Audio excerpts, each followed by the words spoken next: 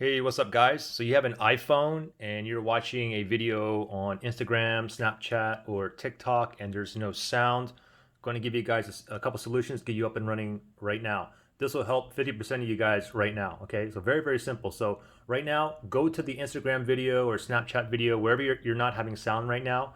Go to that video and open it up. Now, first thing is this: while it is open, you have the mute and unmute button here.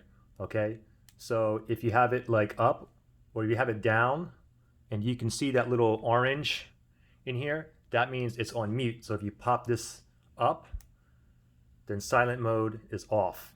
Okay, now you should have sound. If you still don't have sound, or if your mute button was already up, what I want you to do is go ahead and mute it and then unmute it, and now you should have sound. If it's still down, the only other suggestion I have is go ahead and restart your iPhone, and hopefully you're back up and running.